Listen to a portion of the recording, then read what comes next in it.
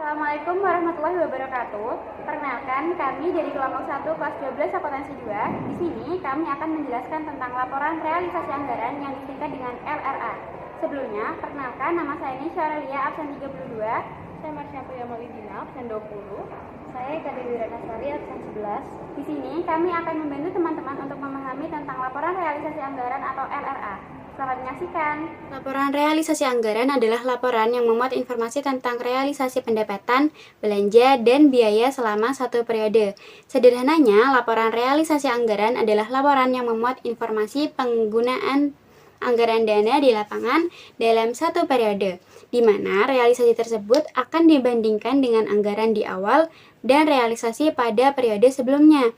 Nah, dari sini dapat diketahui bahwa fungsi laporan realisasi anggaran adalah untuk membandingkan dana yang digunakan di lapangan dengan rencana pengeluaran di awal. Nah, manfaat dari laporan realisasi anggaran itu sendiri, perlu diingat bahwa laporan realisasi anggaran memiliki informasi seputar pendapatan, belanja, pembiayaan, dan transfer dalam satu periode, di mana semua unsur tersebut mencangkup informasi mengenai aset, utang, ekuitas dana, dan arus kas.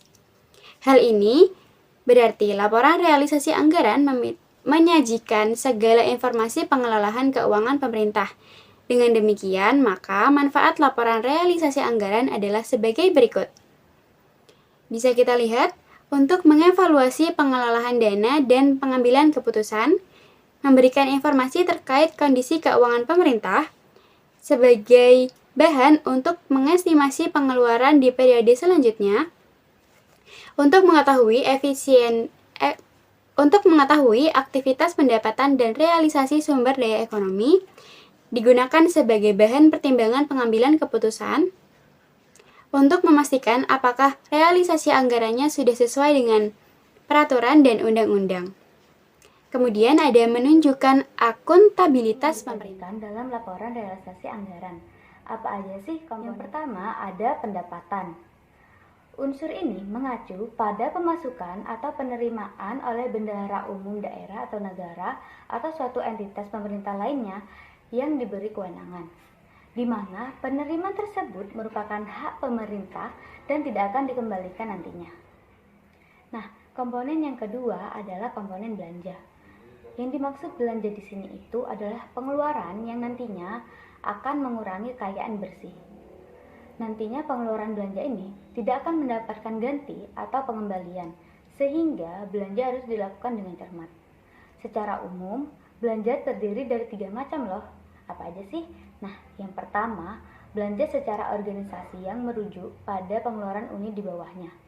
Sebagai contoh, belanja secara organisasi dari pemerintah pusat adalah pengeluaran yang dilakukan oleh Sekretariat DPRD. Kedua, terdapat belanja secara ekonomi yang mengacu pada pengeluaran untuk barang, pegawai, bantuan sosial, dan lainnya. Ketiga, yaitu belanja menurut fungsi yang mencangkup pengeluaran untuk kebutuhan pelayanan umum, pertahanan, kesehatan, dan lain. Belanja terdiri dari 3 macam loh. Apa aja sih? Nah, yang pertama, belanja secara organisasi yang merujuk pada pengeluaran unit di bawahnya. Sebagai contoh, belanja secara organisasi dari pemerintah pusat adalah pengeluaran yang dilakukan oleh Sekretariat DPRD. Kedua, terdapat belanja secara ekonomi yang mengacu pada pengeluaran untuk barang, pegawai, bantuan sosial, dan lainnya.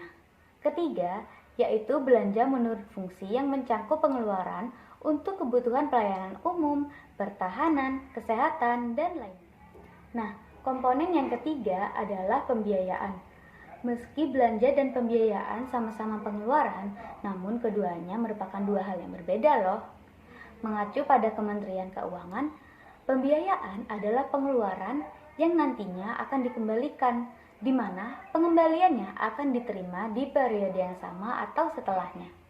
Hal ini berarti pembiayaan tidak mengurangi saldo anggaran lebih dan tidak akan memengaruhi kekayaan bersih pemerintah. Nah, komponen yang terakhir adalah transfer. Transfer dalam laporan realisasi anggaran merujuk pada penerimaan dan pengeluaran dari satu instansi ke lainnya dalam satu periode. Transfer di sini mencangkup pembiayaan dan bagi hasil atas kerjasama instansi dalam satu proyek. Jika tadi adalah penjelasan tentang komponen-komponen laporan realisasi anggaran, sekarang saya akan jelaskan tentang contoh laporan realisasi anggaran. Contohnya ada seperti ini. Ini adalah contoh laporan realisasi anggaran pemerintahan Kabupaten Nias. Contoh ini berbentuk laporan, yaitu berbentuk tabel, di mana di situ ada kolom kode rekening, ada kolom uraian, ada kolom anggaran, ada kolom realisasi, dan ada kolom persentase. Di sebelah kiri ada kolom anggaran, di mana itu anggaran itu berisi pendapatan atau belanja daerah yang ingin dianggarkan oleh pemerintahan tersebut.